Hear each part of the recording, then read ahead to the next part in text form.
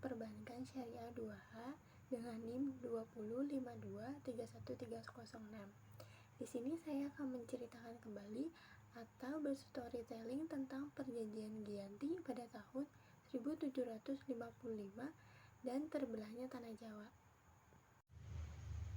Perjanjian Giyanti 1755 dan terbelahnya Jawa.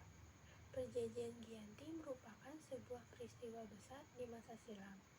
Perjanjian ini lahir sebagai sebuah kesepakatan segitiga politik antara Pakubuwana III, Pangeran Mangkubumi, dan Perserikatan Dagang Hindia Belanda atau VOC pada 13 Februari 1755. Nama Giyanti sendiri diambil dari lokasi penandatanganan perjanjian, yakni di Desa Janti. Dalam pelafalan Belanda sebagai Iyanti dan secara tertulis terbaca sebagai Giyanti. Tempat tersebut sekarang dikenal sebagai Duku Karten, Jantihargo, Karanganyar, Jawa Tengah. Perjanjian Giyanti ini dibuat dalam rangka meredam api konflik yang telah terjadi berlarut-larut. Pasca perpindahan Keraton Kartosuro ke Surakarta, api dari peristiwa Geger Pacinan ternyata belum mati, tepat di sumbunya. Mangkubumi yang membantu Pakubuwana II dalam meredakan api konflik mendapatkan hadiah berupa sebidang tanah dari Pakubuwana II. Salah seorang pangeran lalu mengeluhkan ketidakadilan terkait hadiah tersebut kepada Gubernur Jenderal Baron van Inhofe. Jenderal di Batavia itu lantas mengeluarkan keputusan yang membuat tanah tersebut tidak jadi dimiliki oleh Mangkubumi. Sejak saat itu, pecah perang Mangkubumi, puluhan ribu prajurit Belanda dan prajurit Jawa tewas. Perlawanan ini mendorong Gubernur VOC untuk Jawa Utara, Nicholas Harting, mengambil sikap. Setelah berkali-kali melakukan perundingan, Harting sepakat dengan keinginan Pangeran Mangkubumi yang juga hendak menjadi penguasa di tanah Jawa. Pada 23 September 1754, nota kesepakatan antara VOC dan Mangkubumi terlaksana, dan nota tersebut disampaikan kepada Pakubuwana III, sang pengganti Pakubuwana II. Nota tersebut menyatakan bahwa Pangeran Mangkubumi mendapatkan wilayahnya. Pada 4 November 1754, Pakubuwana III menyatakan persetujuannya terhadap hasil perundingannya Gubernur Jawa Utara dengan Mangkubumi. Surat pernyataan itu disampaikan oleh Pakubuwana III kepada Gubernur Jenderal VOC atau Jacob Monsel. Kesepakatan ini mendorong terjadinya sebuah perjanjian besar yang ditandatangani di Desa Giyanti, beberapa kilometer di sebelah timur Surakarta. Penandatanganan perjanjian Giyanti ini menjadi pangkal dari terbelahnya tanah Jawa menjadi dua bagian, atau yang dikenal dengan istilah Palihan Nagari. Hal ini menjadi awal mula naik tahtanya Mangkubumi di Yogyakarta sebagai Sri Sultan Hamengkubuwana I dengan gelar Senopati ing Ngalangan Sayyidin Panatagama Khalifatullah. Sejak ditandatanganinya perjanjian tersebut pada 13 Februari 1755. Akan tetapi, keterbelahan masyarakat Jawa tidak terjadi seketika selepas perjanjian Giyanti.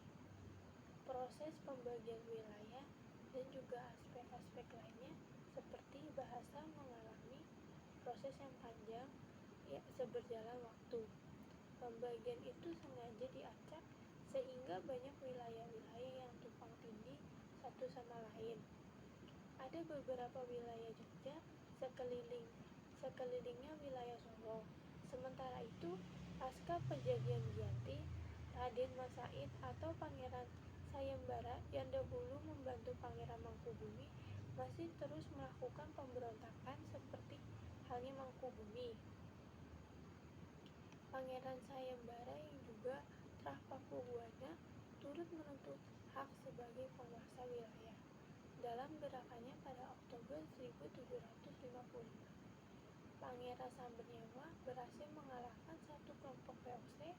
Kemudian pada Februari 1756, 1756, dia juga hampir membakar keraton yang baru saja didirikan di Yogyakarta.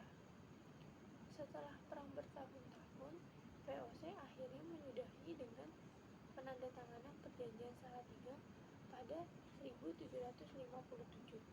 Pada perjanjian ini disepakati bahwa Pangeran Sambernyawa mendapat sebagian dari wilayah Kesunanan Surakarta dengan wilayah yang kini dikenal sebagai wilayah Kadipaten Mangkunegara. Pangeran Sambernyawa pun berjatah tahta dengan gelar Kanjeng Gusti Pangeran Adipati Arya Mangkunegara Lelana Jayamisesa Senapati ing Alana Satria Raga Mataram in Nagari Surakarta Hadi Diningrat. Keterbelahan Jawa ini di kemudian hari belum berhenti. Pada 1813, di masa Gubernur Jenderal Thomas Stamford Raffles, dari Kerajaan Inggris, Kesultanan Ngayogyakarta juga terbelah dengan lahirnya Pakualaman. Hal ini pun mengantarkan Jawa pada rupa yang beragam. Dinamika politik yang digerakkan oleh angin revolusi pada masa pertengahan 1940 membuat masing-masing mengalami nasib yang berbeda. Dampak perjanjian. Pasca perjanjian Giyanti yang sudah disepakati bersama antara VOC dan Pangeran Mangkubumi ternyata menimbulkan dampak yang terjadi tanpa diperkirakan sebelumnya. Adapun berikut ini beberapa dampak yang ditimbulkan setelah pendatangan perjanjian Giyanti.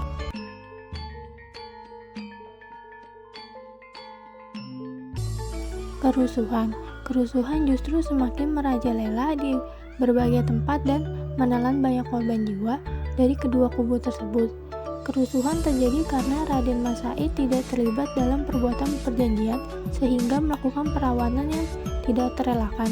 Raden Mas Said semakin yakin bahwa perjanjian tersebut dibuat karena akal-akalan dari pihak VOC dan Pangeran Mangkubumi yang ingin menyingkirkan dirinya, sehingga pasukan Raden Mas Said tidak tinggal diam dan melakukan perlawanan selama bertahun-tahun yang akhirnya bisa ditumbaskan.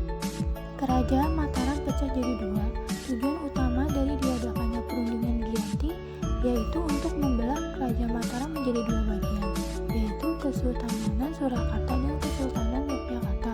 Kesultanan Surakarta dipimpin oleh Pakubuwana III dan Kesultanan Yogyakarta dipimpin oleh Pangeran Mangkubumi yang bergelar Sultan Hamengkubuwono I. Kekuasaan lokal melemah. Meskipun sudah menjadi dua bagian, tapi kekuasaan dan kendali tetap di tangan VOC karena segala sistem pemerintahan di Kesultanan Yogyakarta masih mendapatkan campur tangan dari VOC. Itu artinya perjanjian memang dibuat untuk memberikan kekuasaan Belanda yang lebih besar atas Surakarta maupun Yogyakarta. Hal ini merupakan akibat isi perjanjian pasal 3 di mana hal-hal yang berkaitan dengan pengangkatan pejabat lokal harus disumpah oleh VOC. Beberapa tokoh dalam perjanjian Giyanti.